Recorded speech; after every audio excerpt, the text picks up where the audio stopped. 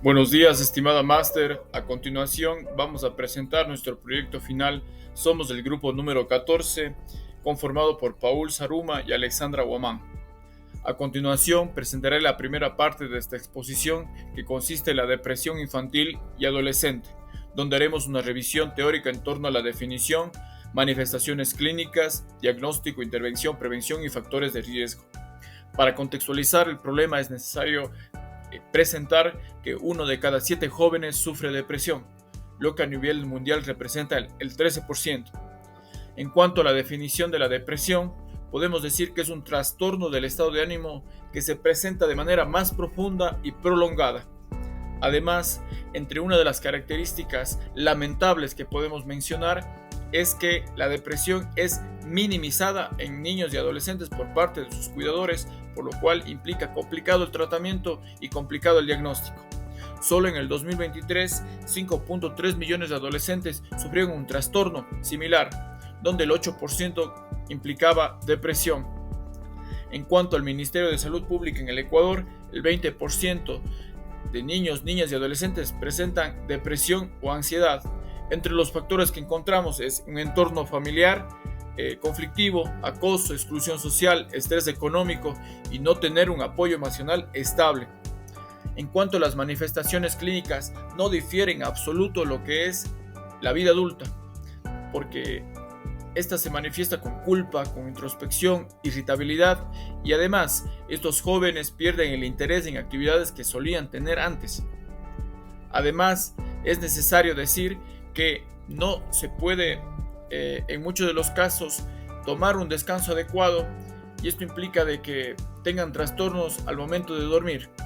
Un porcentaje excepcional y que nos da muestras de la problemática es que las chicas sufren más depresión que los chicos, según el informe del Centro Nacional de Estadísticas de Salud en Estados Unidos.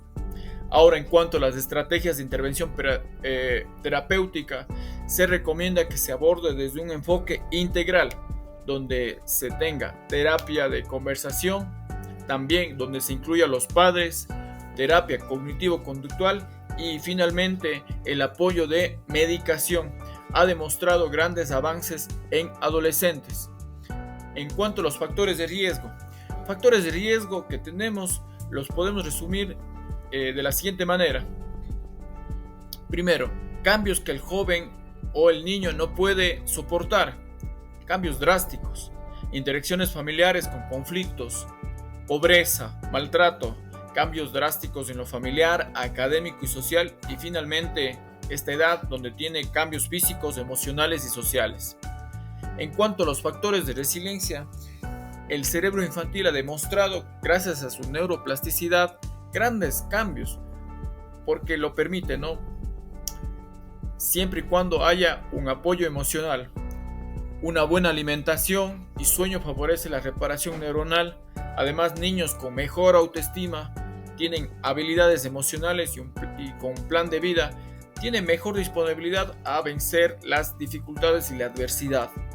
También tenemos factores familiares, lugares donde se valoran las opiniones, donde se tienen modelos que muestran, ¿no?, esta valentía, esta fuerza para enfrentar las adversidades y un vínculo emocional fuerte permite la resiliencia. Finalmente, doy paso a la siguiente exposición de mi compañera. En este momento vamos a hablar sobre el trastorno de ansiedad por separación a la infancia. En el CIE lo encontramos con el código F93.0, sus siglas en inglés es el SAD, y no son más que preocupaciones y temores excesivos que presentan nuestros pequeños en el momento de separarse de su figura de apego de algunos integrantes de su familia. Ocurre de igual manera tanto en niñas como en niños y los síntomas aparecen entre tercero y cuarto año de escuela. Dentro de sus manifestaciones clínicas ellos temen de perderse de su familia, renuncian a ir a la escuela o otros lugares como parques, supermercados e incluso hasta casas de los mismos familiares. Presentan pesadillas muy recurrentes relacionados al tema de la separación. También presentan quejas físicas, dolores abdominales, dolores musculares, vómitos, náuseas. temen de que algo les suceda a su figura de apego mientras se encuentran separados, por lo cual ellos reaccionan con pánicos y berrinches excesivos cuando se separan de su figura de apego o durante el tiempo que se encuentren separados. Según el DSM-5, presentan algunos criterios para su diagnóstico, pero cabe recalcar que estos se presentan de una manera excesiva, recurrente y persistente.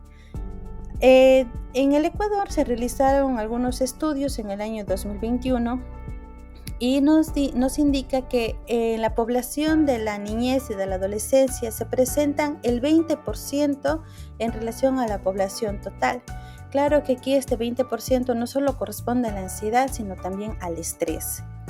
Dentro del diagnóstico tenemos que los niños tienen que cumplir con al menos 3 de los criterios del diagnóstico del DSM-5 y los síntomas deben de presentarse por al menos más de 4 semanas y tiene que venir acompañado de algún deterioro clínicamente significativo en algunas áreas funcionales como son la educación, en la casa, la vida social. Para su plan de tratamiento tenemos una terapia familiar, una terapia cognitivo-conductual, una terapia de exposición gradual y educación para los papitos.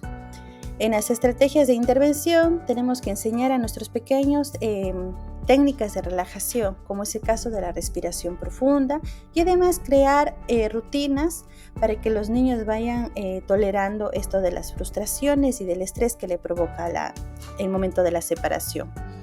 También tenemos que exponerlos gradualmente al niño a situaciones que le causen miedo para que enseñarles cómo deben de afrontarlos, irlos guiando paso a paso y así ellos van a sentirse más seguros.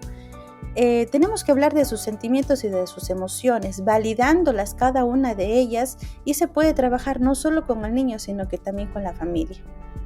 No prometer que todo va a estar bien, tenemos que ser honestos con nuestros pequeños para que ellos se sientan que se encuentran en un lugar seguros y se sientan cómodos. En los factores de riesgo tenemos 3 factores de riesgo, que son los biológicos, familiares y los ambientales.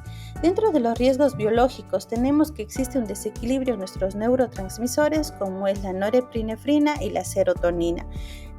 Dentro de los factores familiares tenemos que si es que algún papito o mamita presentan estrés, ansiedad o la persona que está a cuidado del pequeño presentan estos síntomas, los niños van a copiar y aprenden de ellos. En los factores ambientales también tenemos como una experiencia traumática, como algún robo, algún secuestro, no solo que haya pasado dentro del vínculo familiar, sino tal vez escuchó de alguna conversación en la escuela, en lugares donde el niño frecuenta. En la prevención, como tal, no existen medidas para reducir la incidencia de este trastorno, pero sí mediante sus manifestaciones clínicas, los papitos y los docentes podemos detectar a tiempo para que el niño pueda tener una intervención oportuna y de esta manera mejorar la calidad de vida de nuestros pequeños. Eso ha sido todo en relación al trastorno de ansiedad por separación en la infancia y también del estrés en los niños y adolescentes. Espero que haya sido de su interés y que hayamos abordado temas de gran importancia para ustedes. Gracias.